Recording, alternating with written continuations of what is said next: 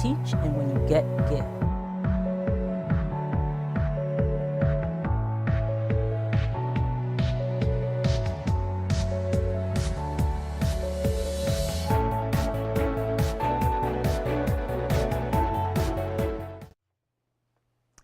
Welcome to Conversations with Verdel Jones. I'm your host, Verdel Jones. Being an educator at heart, I'm dedicated to sharing conversations that inform and enlighten in the hopes that you learn something you may not have known. We have an awesome show planned for you today, so thank you for tuning in. Make sure you share this video so everyone can check it out. We have a lot of information that we're going to share with you today. I mean, there's a lot of things going on. There's so many events, just information, events, and just a bunch of stuff. So let me get to it because I want to get started. We have two great guests today. We have Kyle Pompey. He is from Baltimore. He's a photographer. We also have Victoria Elizabeth Stanton. She's in studio, and we're going to be talking to both of them this evening. So before we get started, there was a couple of things that I want to make sure that I mention to you guys. The first thing is the Youth Elevation Awards. So if we could just show the flyer for the Youth Elevation Awards. This is Saturday, April 7th, 2008. It's an afternoon highlighting outstanding youth from the area. So we're in the Long Island area. So this is for our Long Island students. There's a buffet, a lunch, live entertainment. And what's going on here are people are making nominations for students that are at least, up to the age of 18 that have demonstrated overcoming a great challenge or outstanding accomplishment. So if you know of a youth that fits that criteria, the information is on the flyer. You can contact Alicia Figueroa Lambert, and she can, you can make that connection with her. So just to let you guys know about that. The event is also to support children of incarcerated parents. So the proceeds for this will go to that as well. So make sure you check that out, the Youth Elevation Awards. We also, we're always looking for sponsors for the Conversations with Verdel Jones show. So to keep this show going, we need sponsors. We need some money. We need to keep it going. So my contact information is on there. Cassandra's contact information is on there. So if you have an upcoming event, just like I mentioned in the Youth Elevation Awards, if you have something like that coming up and you want to highlight that on our show, you can contact me or Cassandra. And like I said, the contact information is there. The next thing I want to talk to you guys about. Now, I am so excited because we are having an event on June 10th, and it's called the Write, Rhyme, and Recite Collective, celebrating young poets and highlighting authors. So we are looking for, there's a couple of things that I want to mention about this.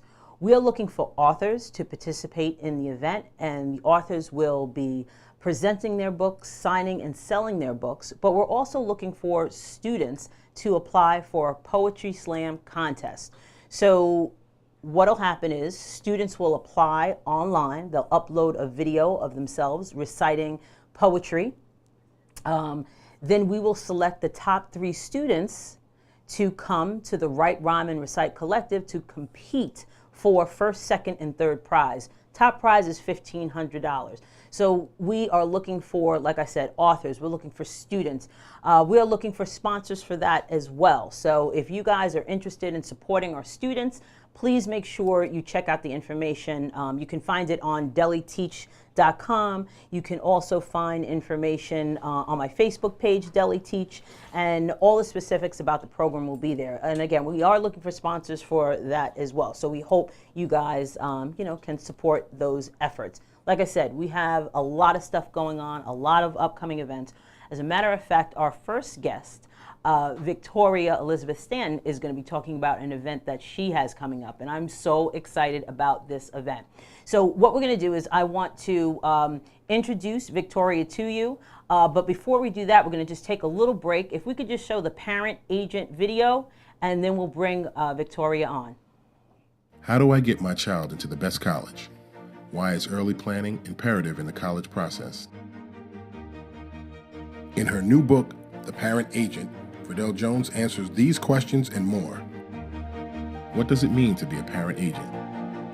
As a parent agent, you represent your child to help them get into the college of their choice. Strategies learned in this book will help you create opportunities for your child that will develop them into successful individuals. Verdel Jones is an experienced educator with over 20 years' experience. She has personally visited hundreds of college campuses and holds extensive knowledge about the higher education selection process and has helped hundreds of students. She has also successfully been a parent agent for her own children.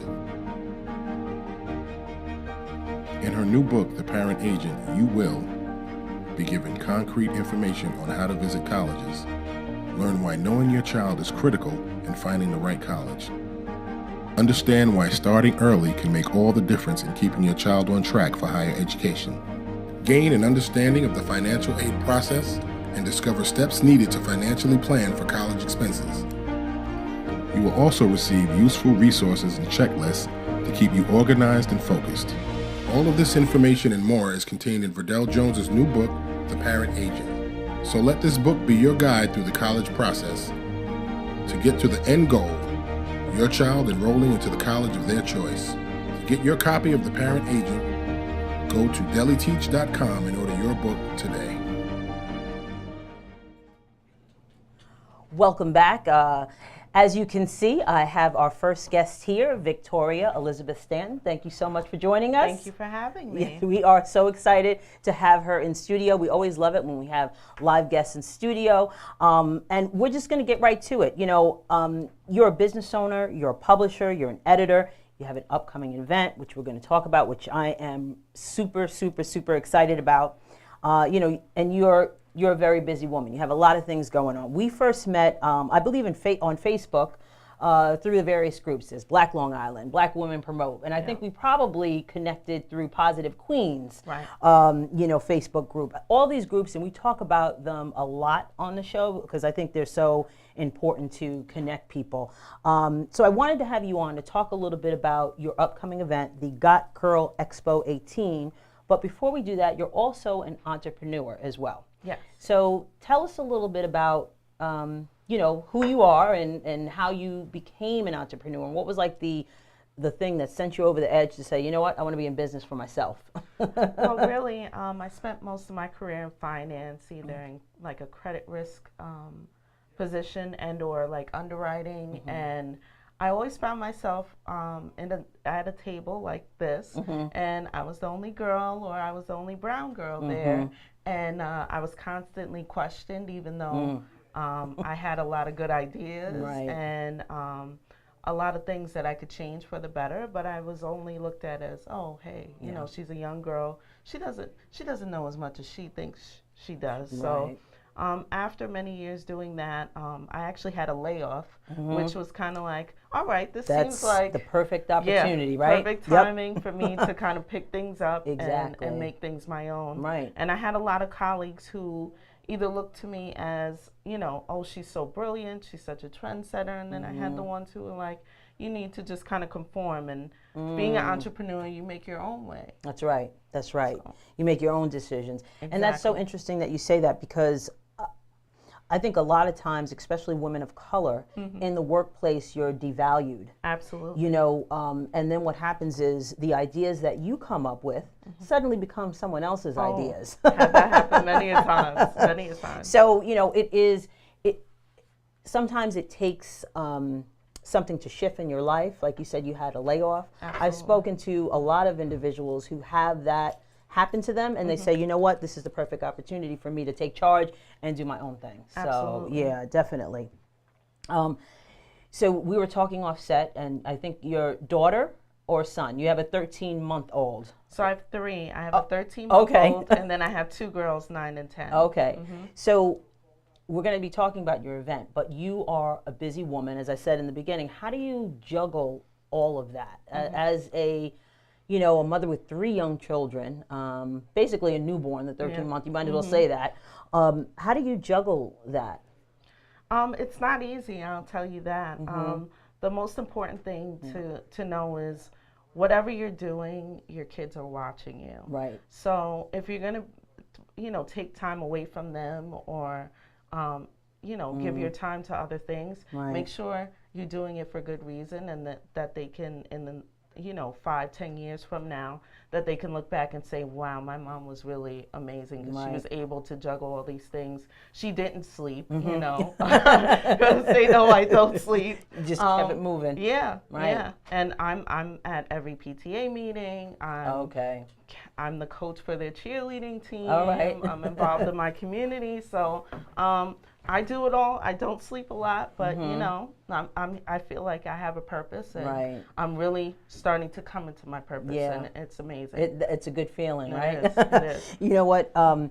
You know, as a mom, you know, I'm a working, or my children are older, but I was a working mom, Yeah. and sometimes you feel that a sense of guilt because Yeah. you're doing all of these things. Absolutely. And I remember, you know, during that phase, I kind of had to take a step back and say, you know what, I'm not going to feel guilty about this because I'm the only mother they have, Right. and they're seeing me grinding. They're seeing me getting stuff done and working, you know, hard and going to school or whatever it is, and they'll respect that. Absolutely. You know, and that's kind of, you know, for all you moms out there, you know, you shouldn't feel guilty about what you do, No. because it's for the good of your family, and they need to see that.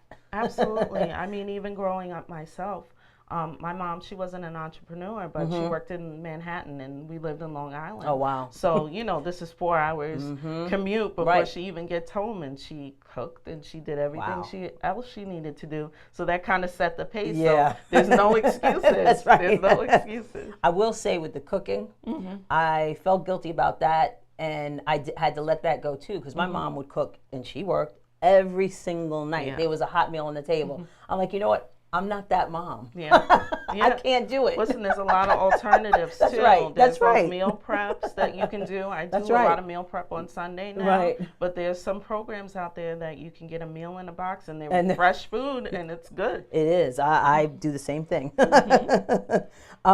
So tell us a little bit about your business. We do have it's Stanton Business Solutions. Yes. We have a screenshot of your website. So if we could show just a screenshot of the website. Tell me a little bit about your business and what you guys, what you offer, what kind of services you offer, and what do you do? Well, I consider myself as like a startup or small business support. I found Small business myself support.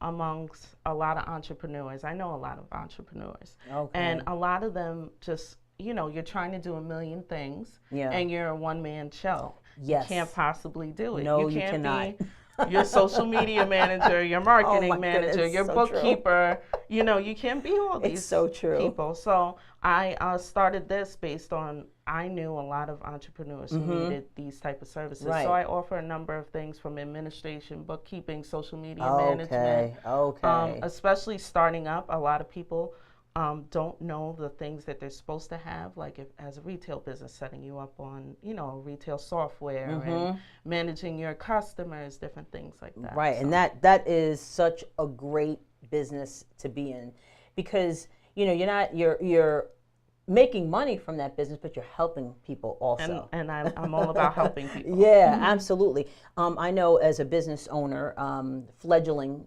business owner, you know, it's very difficult. Like you said, I'm a one-woman show, and I have the support of my family.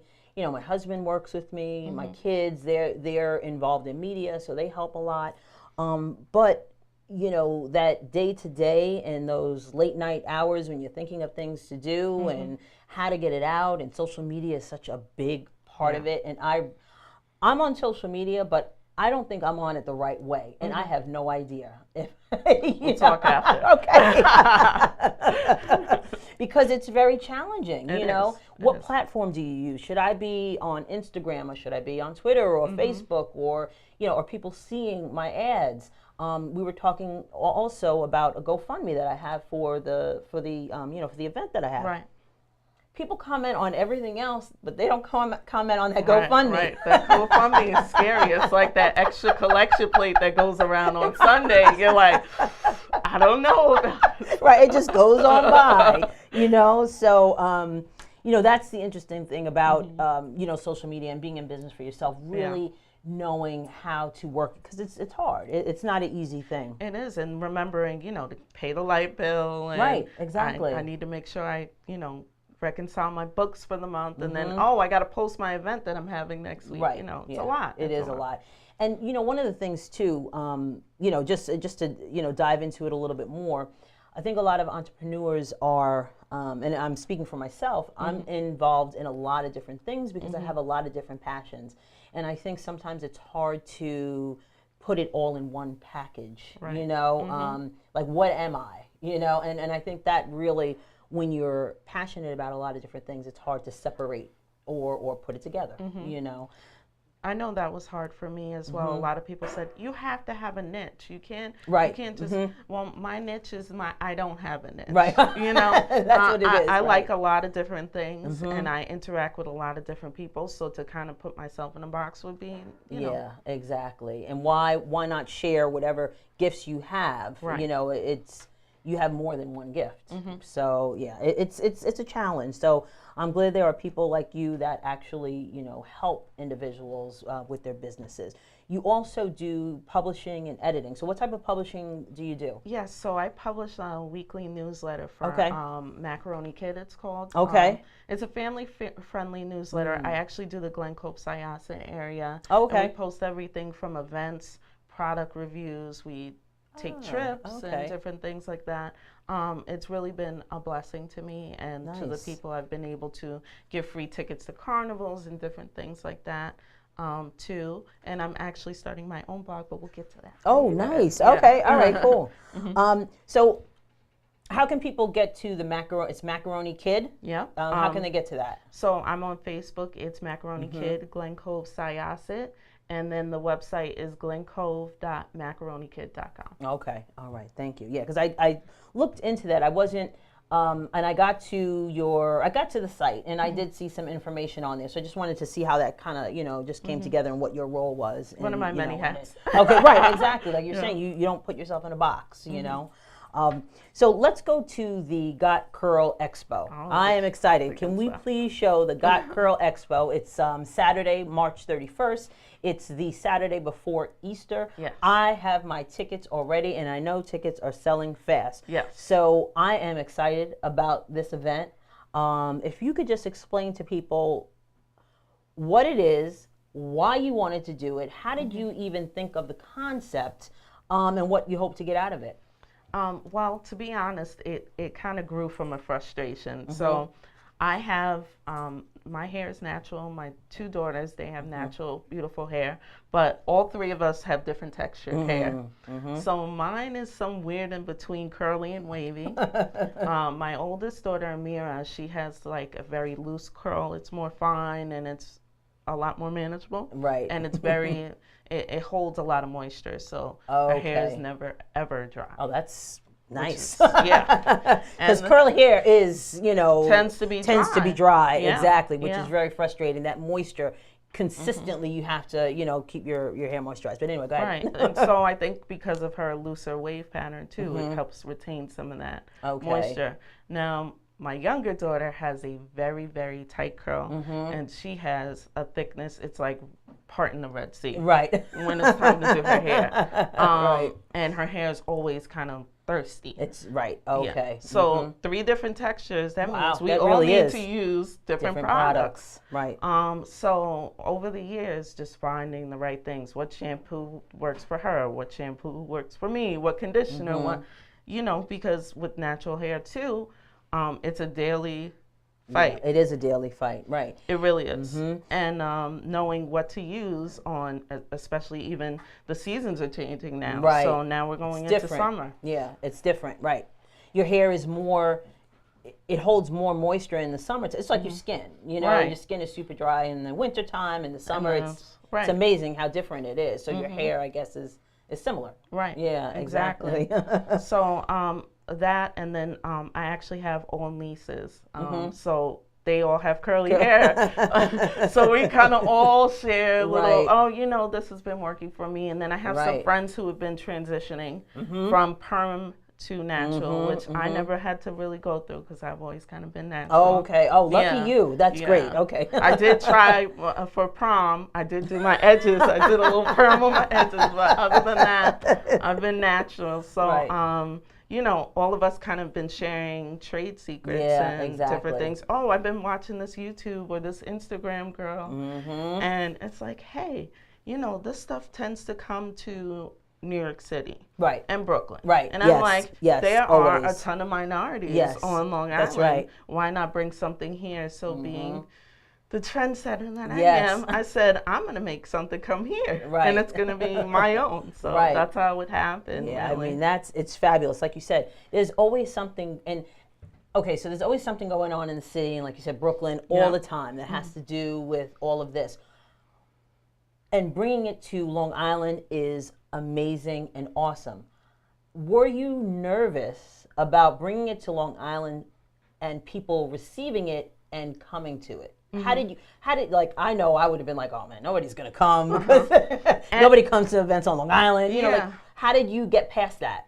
I thought about that. That was one of my hangups. And then I said, you know, if I'm going to do it, I have to make it worth it. I have to make everyone want to come. Yes. So what's going to make people come? So I kind of had to brainstorm and really dig deep and figure out a way to pull people to this event. And so far, it's been received. I mean, the first time I put out the flyer, I had 500 likes on Facebook. Wow. So it's being well received. Right, I had no problem finding vendors in the beginning. Yeah, exactly. Yeah. Can we show the sponsors, the Curl Expo sponsors? Because that's one of the things that, and you posted this not that long ago on social media, and I'm looking at this list and I'm saying, what? This is crazy. You were able to get all these sponsors to participate in the event. Yeah. And that's a beautiful thing. And, you know, I think with creating events also, you know, we were talking about niche, you know, with this event, it's very specific, you know, so you targeted the right individuals to participate in the event, which I love. and I had to, you know, I had to do I used my financial background and really did some analytics on Long Island, the minority population. Okay, all right. And you work with data. Yeah. Okay, So it was very data driven how I pitched, hey, this is an untapped market here on Long Island. We're going to Target. That's right. We're going to our local, you know, hair salons. A lot of hair salons on the island sell their own products, or a lot of these product sponsors that we have up here. Right. You know, why not have them buy directly from the vendors here? From the vendors, right? Exactly. How hard was it to organize it, and do you have a team? Because we talked about you know, being a one-man show, one-woman show. Do you have a team that kind of helped you put this together? My husband is my team. Thank God for husbands. Yeah, thank God for husbands. At John Jigs, check him out. He is really amazing. He's helped a lot. But for the most part, this is my baby. This is the first year. I couldn't imagine entrusting anyone else other than myself. Okay. So maybe next year I have a team. I do have my best friend, Nikia Smith. Okay. She'll be there the day of just to, you know, kind of, she'll be my shrink that day. But yeah, I had to make sure it was done correctly, so I'm doing it on myself. But next year, I've already gotten sponsorship for next year. Oh, that's awesome. To keep it going. Oh, that's annually awesome. On the island. That is awesome. And you know, with the team, like when we had our first event, the Author Showcase back in November, my best friend, two of my best friends came. Another friend, she helped out too. But they were in the facility. They were rearranging chairs. They were coordinating. So, I mean, on the day of, you have to have at least some people. At least one support person. The greeter, you somebody. You go over there, That's I'll right. go over there. Yeah. Divide and conquer. That's right. So you have, you already shared a little bit of information. You're going to have another Got Curl Expo next year. Are you planning any other type of events? Yes. Okay. There'll actually be a Got Curl cruise. Oh, wow. Yes, and as well as I am coming out with my own blog just for curly and brown and black women. Okay. And then next year there'll be a couple additional events on top of the Got Curl Expo, but you'll have to wait. Oh, we'll have to wait and see. Yeah. We can show the Got Curl does have a has, and I'm pointing because it's on the screen, is a website. So you guys can check out the website. And can you just share with individuals how they can go about getting tickets to the event? Oh, sure. At Got Curl Expo on Instagram as well as on Facebook. You can actually put in the hashtag Got Curl Expo, and all the information should come up. We're on Facebook and Instagram, and then as well as the website www.2018gotcurlexpo.weebly.com. Great, great. And my another question I wanted to ask, as far as you said you did the analytics for the Long Island. What did that information kind of? Were you surprised by the information you found out when you kind of researched? Very. And what was the big? What were you surprised about? Well, just the population on Long Island. Okay. There's over 5 million people on Long Island. Okay. And to think that almost, I would say it's close to 2 million and something, I forgot the exact number, minorities that consider themselves black. Okay, 2 million. Yeah. 2 million? Yeah, close to 2 million. Really? That consider themselves black. That's Not that interesting. marked black Right. on the census. Okay, but yeah. I would have not thought that. Yeah, yeah. So to think that all these product and vendors and distributors are not really out here. Wow, Like this It's an untapped this market. is an untapped market, and you got a jump start. I do. I do. You got to be patient and. So, what do you hope for the Got Curl Expo 18? What do you hope people get out of it? What do you hope happens at the event, or what is going to happen at this event? I know the event will be very successful Yes. because I know who will be there. What I want people to be able to do is buy from Black and brown vendors, distributors, businesses. We will have some vendors that are not just hair care. We have skin care. We have a couple. Black Girl NYC actually just joined on. They have all melanin enthused.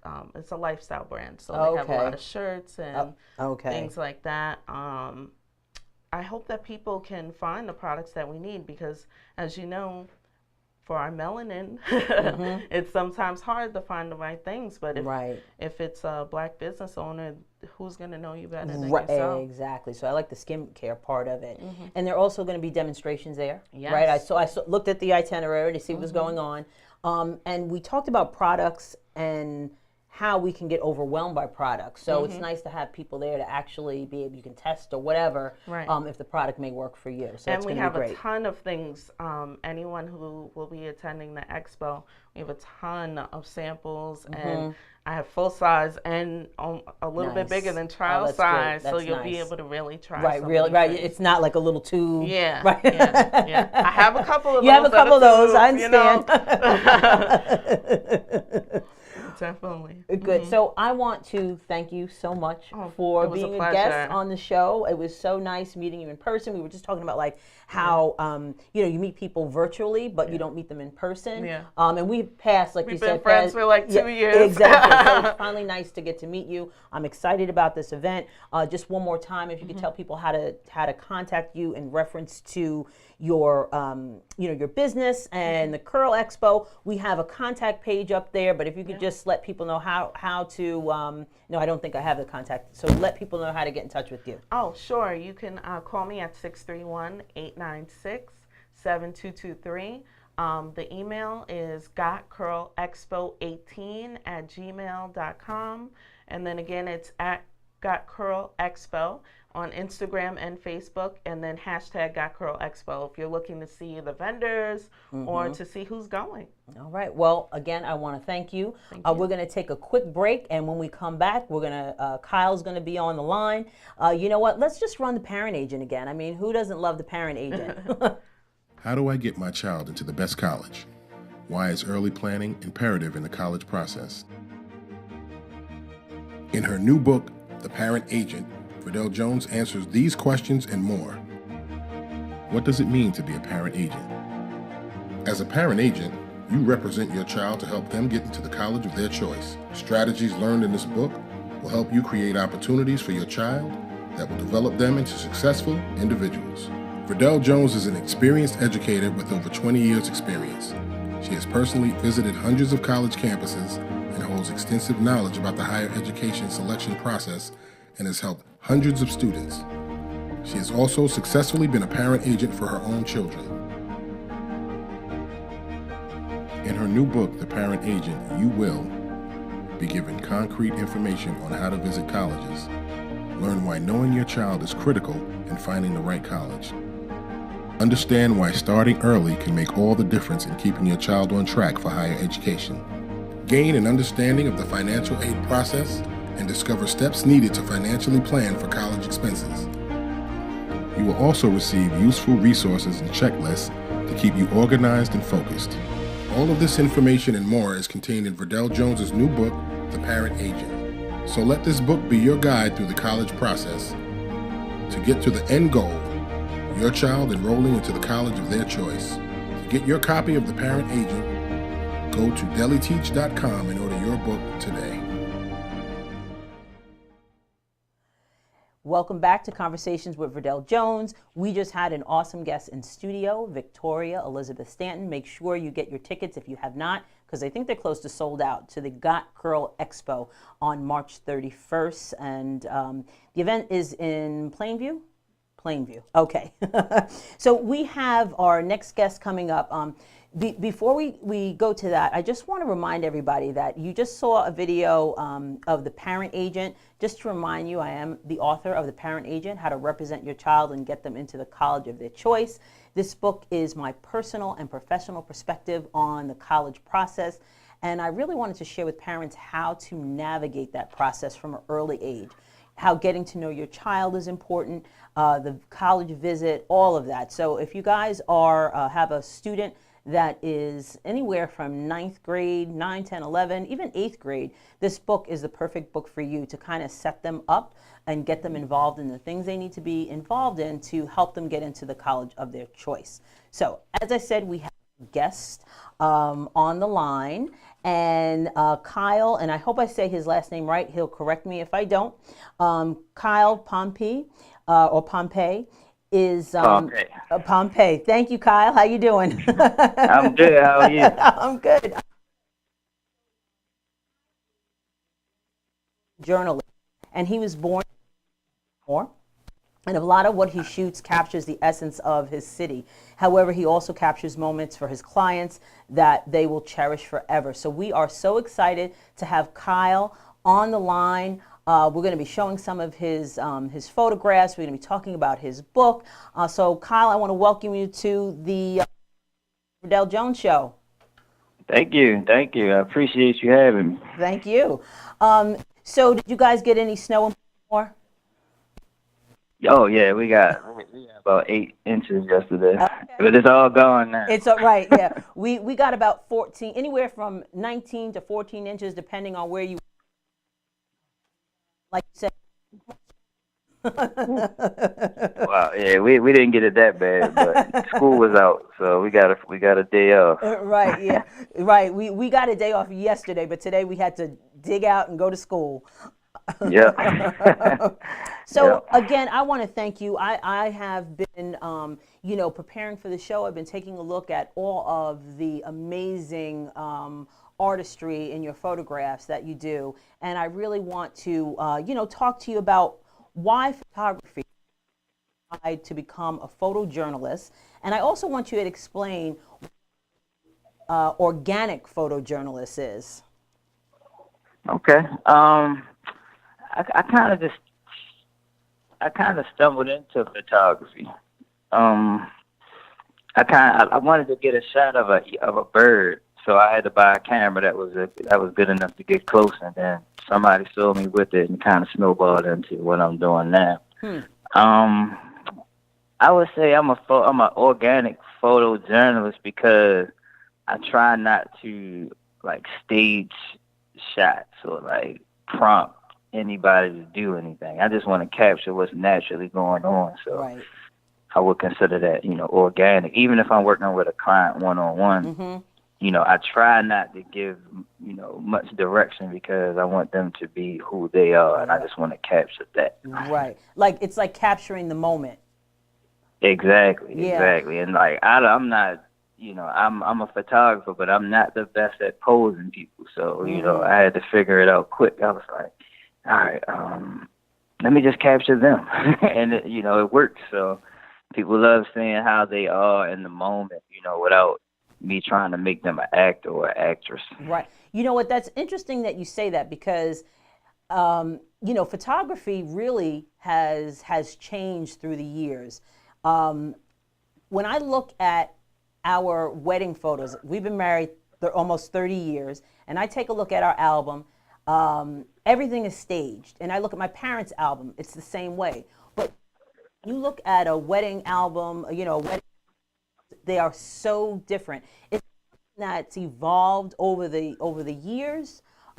Is it because the younger generation is doing it differently? Like, what do you think is the shift in that? I'm gonna say social media. Like these days, people are intrigued by lifestyles. Right.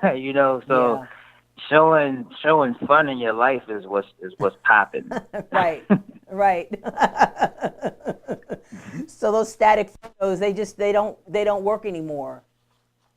No, Right. no, Yeah. no. I mean, you have to get your formal shots after the ceremony, but other than that, I don't even really want you to look at the camera. I tell people, I say, just, know I'm here, but forget that I'm here. Right. If that makes any sense. Right. As a matter of fact, we had a young photographer on our show a couple of weeks ago, and he shot my husband's 50th birthday party.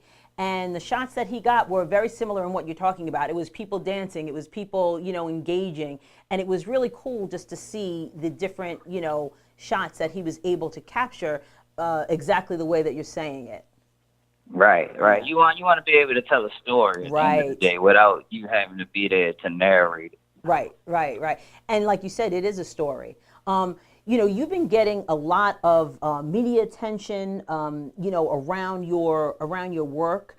You were, and I think I found this online. It was the Young Gifted edition. And if you can explain a little bit about that, because the media coverage that you're getting, how does it feel for people to recognize, your talent? It feels good, especially like when it's somebody that I don't know at all. Like people always ask me, like, you do so much and you work for this person and you do this and you do that. Like, how do you feel? And I'm like, I don't know. Like, all I'm doing is what I can do. But when I hear people talk about my work, for instance, I had a gallery exhibit open on the 15th at the Reginald F. Lewis Museum. It's an African American museum in Baltimore. Very nice. I got to hear like people actually talk about the images, and I can just see the passion behind what they were saying, and that's when I realized that what I was doing is making an impact. Mm-hmm. So I would say that people admiring my work, that lets me know how I'm doing. Right. And what was it like to be in the issue of the Young, Gifted, and Woke? Oh, that was really cool. That was really cool because I only knew one person that was a part of that. So being able to be amongst other people from different places, that was really cool. Nice. So you own your own business. You are the owner of Nice Shot Media, LLC. Yes. So as an entrepreneur, what are some of the, we had an entrepreneur on just earlier, what are some of the challenges that you face being an entrepreneur, and what made you make the decision to want to be an entrepreneur? The last job that I had took up so much of my time that it didn't really allow me to be creative. Right. So I had to make a decision. Like, should I follow my creativity and my passion, or should I just try to be comfortable? And one of the quotes in my book is, "How could you want to go through life without challenging yourself?" Right. And that comfort, that level of comfort that you get with a check, that's not the challenge that I'm looking for. So I had to I had to jump ship. Right. And once I put all of my time and all of my energy into my passion, things started happening. It became so fruitful that Right. I really didn't even have to look back. Right. We have some photos, Kyle, that I want to show our viewers. There's some wedding, which I love, the alter ego shot. So we're just going to show those in the background. But it's while we're doing that, it's very interesting that you said, your job that you had was taking up too much of your time, and you had to make that decision. I speak with a lot of entrepreneurs, and it's the same kind of thing that they talk about, and it's scary, I'm sure.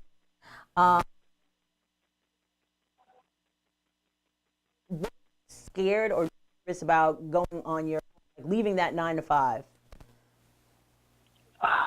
I'm not even gonna lie. Before I actually made that leap, I had to kind of like map out how much I needed to make every month in order to like just to survive. And then like once I felt comfortable with knowing that I can make that, it was like, all right, I'm gone. Right. And I'm telling you, I didn't even have a chance to think about it. Like once I quit that job, like business just kept flowing in because I'm doing more work. People are seeing it. It's snowballing into more work, and my availability just made that possible. Exactly. I mean, it's only one way to make an unlimited amount of money, and that's working for yourself. Right. Or working a job with commission. But imagine the time that you had to put into all of that, trying to make that commission. Right. A 9 to 5, a boss, and it's not unfair, but a boss can only pay you what they can afford to pay. That's right. Nothing more. And either you're gonna go for it or you're not. Right.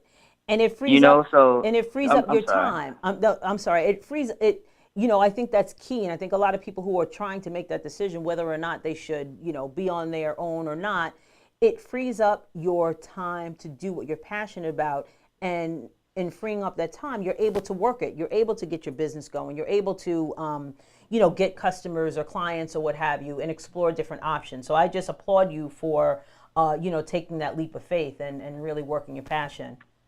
Thank you. Yeah. Speaking of passion, I want to talk about your book, Perspective Baltimore. So this book came out in November of 2017. I think we have I just want to show people a screenshot of Kyle's book. Tell me, and it's been getting great reviews. Tell me a little bit about what your book, Perspective Baltimore, is about. It's a book that I created to spark dialogue in children, mostly. I mean, anybody can use it, but it was inspired by a class, a high school class of kids who their teacher, they used my pictures for a Socratic seminar. Okay. And when I went up there and heard them give their perspective on these images, I was just blown away, and I just wanted to see more of that. And they just spoke so freely, and their eyes were lit up because they could relate to these pictures. So I created a book that could do that. And it's really been doing good. Well, like I have 3 classes that I teach it at in 3 different schools around Baltimore. Wow. And the kids really love it. Like they really love it. So I'm happy about that. So the classes that you're teaching the students are based on, in your book, Perspective Baltimore, there's photographs and things like that. Are there stories in the book as well? And how are the classes structured for students?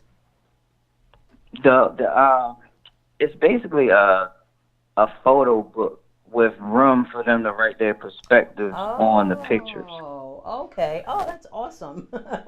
Yeah. So awesome. So what it really is a way to just capture their attention, have them write about it, and really the teacher can do what they want with the dialogue or the data, afterwards. Wow. But this is just a way to have them open up, right?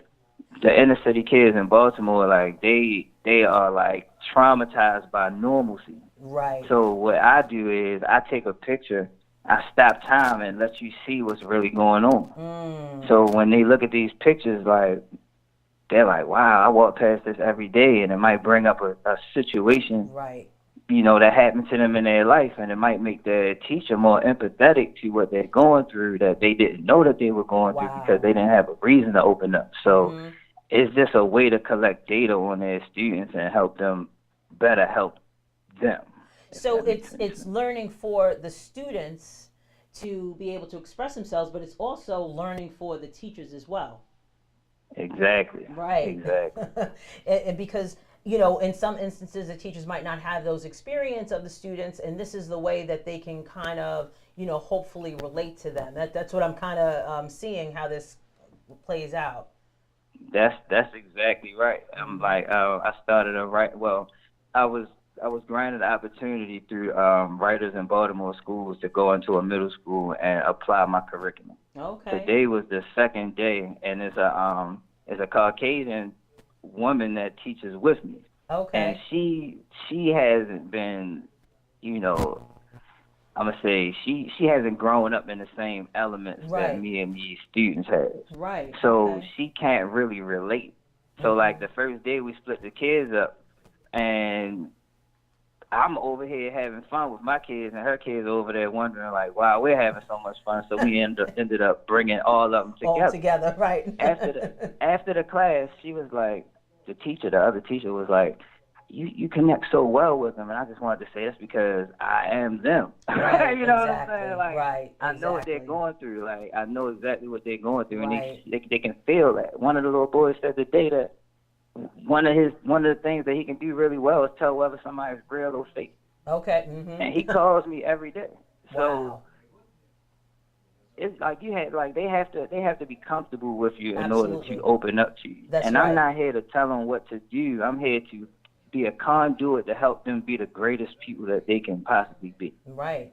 That's and awesome. use my resources to do that. That is So awesome. That is, I mean, it's working, and I've been like recording it just so that I can kind of like show you hmm exactly how it's working. I Right. can tell you all day, but if you see it, you'll really understand. Right. And that's what I was going to ask you. Do you have this recorded so people can see it in action? Because exactly what you said, you have to really see it and see the impact of it to really get, how it works. Yeah, I mean, just the kids' stories alone, that'll get you. That'll get you right there. Like the things that Hmm. these 13, 12 year olds go through, Right. no 12 or 13 year olds should Should go have through, to. and Right. it's like nothing to them. Hmm. Like it's Oh, nothing to them because it's so normal. Like it's. so, I just want to show them that it is a normalcy for us, Right. but we can still make it through it. Hmm. We can still have good times within it. And we can still be positive. We can That's still right. help people. We can still, be pillars of the community. So, Right. and they see me, somebody who's real, somebody that they can touch, That they somebody can. they can Hmm. call, and I'm on a successful level, as far as Baltimore is concerned. Right. So it's just a recipe for greatness, like, That's and I'm just right. They I'm see just that. I just can't wait until we can get like really into it. Yeah, So they see that example. It's funny that we watched this show called The Shy. I don't know if you've ever seen The Shy. I did. I Okay. did. I saw the first episode. It was Yeah, good. please continue to watch it because it is awesome. And it really kind of speaks to exactly what you're saying. Even though the individuals in the show are going through, things that, and they're kids in the show, which I love the kids, that go through these things, but they're people. There's people behind all the things you hear on the news or you might see that love, laugh, and live good lives. So it's very similar to what you're kind of describing. Yeah. You know. So Exactly. just one thing in reference to your book. How long did it take you to get the book published? And what was that process like for you? Well, it was about a 6 month process. Hmm. The longest process was me trying to figure out which quotes I wanted to use. Okay. I already, like all of the pictures that that are in the book, I've taken a long time ago. So Okay. I already had that, so I picked the pictures that I wanted to use, and I don't have many words in it, so that's not going to be a long process. Okay. I got D. Watkins. He's a very popular writer. He wrote my preface, Okay. and that didn't take him that long. It was a fairly easy process. I'm not even gonna lie. Okay, It was that's I great. have a really good team, and I just trusted them to do everything that they had to do, and I put it out. Right. Now, what do you have any? What's some upcoming events that you have that people can kind of be on the lookout for? Uh, I'm gonna be a speaker at Light City. It's a annual event that comes to Baltimore. Mm-hmm. They basically put like thousands of light shows along the harbor and different areas in Baltimore City, and then they have labs every day around that. Okay. So they have like a tech lab, a art lab, a food lab, different labs that people can come out and hear. And I'm a part of the art lab. Oh, with okay. my Nice. friend Aaron Meaden. So, and as far as now that you're describing the book, it's like a workbook. So, where do you see yourself taking your book and the method of reaching out to schools? Where do you see that going, and how big are you dreaming with this?